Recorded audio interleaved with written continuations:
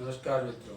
जैसा कि सभी को विदित है, कोरोना वायरस की वजह से समस्त भारत में लॉकडाउन लगा हुआ है। विद्यार्थियों की पढ़ाई बाधित है।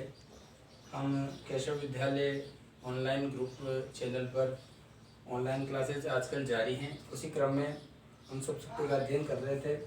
अभिधा और लक्षणा का हम पहले वाली वीडियो में अध्ययन कर चुके थे। आज हम व्यंजना शक्ति की बात करेंगे। व्यंजना शक्ति की बात की जाए तो सबसे पहले इसकी परिभाषा के संबंध में हम चर्चा कर लेते हैं कि जब किसी शब्द का अर्थ न तो अभिधा से प्रकट होता है और न ही लक्षणा से, बल्कि कोई अन्य चमत्कारिक अर्थ प्रकट होता है, वहाँ पर व्यंजना शक्ति होती है। न तो हम वाक्य का सबसे सरल अर्थ ग्रहण कर सकते हैं, न ही हम लक्षण के आधार पर अर्थ ग्रहण कर सकते हैं, बल्कि वाक्य से कोई अलग हट के चमत्कारिक अर्थ जहाँ हम अर्थ ग्रहण करेंगे, वहाँ पर व्यंजना नामक शक्ति होगी। व्यंजना का शाब्दिक अर्थ अगर हम समझे तो व्यंजना का अर्थ है रहस्य खोलना, रहस्य उद्घाटित करना, यानी छिपे हुए अर्थ को उजागर करना। एक चमत्कारिक अर्थ, कोई अन्य अर्थ यहाँ पर प्रकट होता है। जैसे कि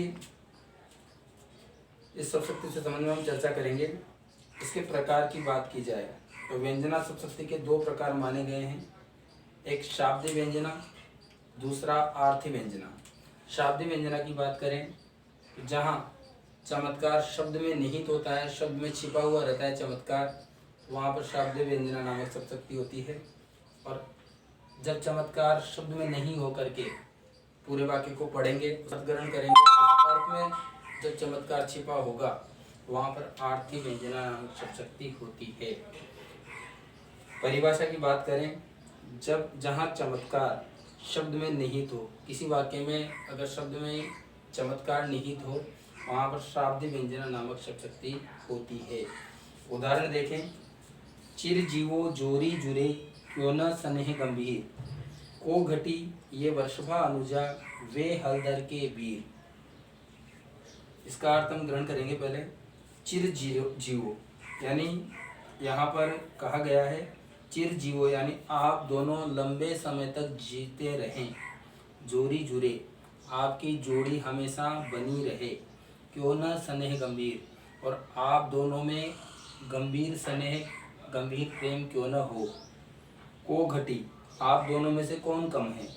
ये वर्षभा अनुजा वे हलदर के वीर, ये तो हैं वृषभा अनुजा यानी राधा जी। वृषभा अनुजा यानी वृषभान की पुत्री राधा जी। और वृषभ यानी बेल भी होता है, तो बेल की पुत्री गाय। अर्थात यहाँ वृषभा अनुजा शब्द के दो अर्थ हैं, एक तो राधा और एक गाय। वे हलधर के वीर, हलधर के वीर से भी यहाँ दो अर्थ ग्रहण किए जा रहे हैं। हलधर के वीर से एक अर्थ होगा हलधर यानी बलराम, बलराम के वीर यानी भाई श्री कृष्ण, और हलधर के वीर यानी बेल। तो यहाँ पर जो शब्द में चमत्कार निहित है, वृषभा अनुजा शब्द के दो अर्थ, एक तो राधा और एक गाय। दूसरा हलधर के वीर शब्द के दो अर्थ, एक तो कृष्ण और एक बेल। इस कारण चमत्कार शब्द में निहित होने के कारण यहाँ शाब्दिक व्यंजना नामक शक्ति का प्रयोग है। दूसरी शक्ति की बात की जाए तो जहाँ चमत्कार शब्द में नहीं होकर के अर्थ में निहित होता है, अर्थ में छिपा हुआ रहता है,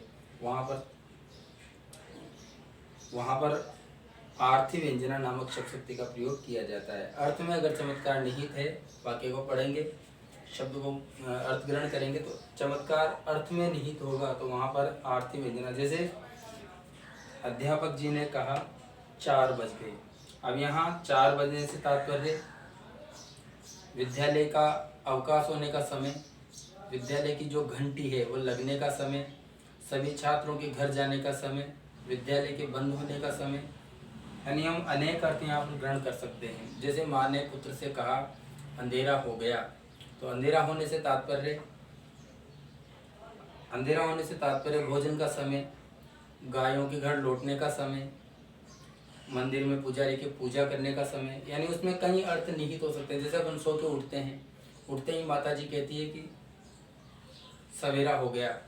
सवेरा होने से तात्पर्य उठने का समय, चाय पीने का समय, जो दैनिक क्रियाएं वो करने का समय, तो उसमें जो अर्थ छिपे हुए हैं उसके आधार पर हम अर्थ ग्रहण करते हैं। तो जहाँ चमत्कार अर्थ में निहित होगा वहाँ पर आरती व्यंजना, जहाँ चमत्कार शब्द में निहित होगा वहाँ पर शाब्दी व्यंजना नामक शब्द शक्ति होती है।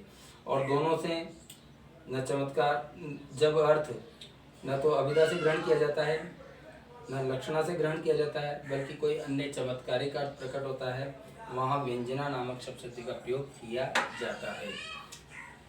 आप चाहें तो इसको अपने कॉपी में लिख सकते हैं।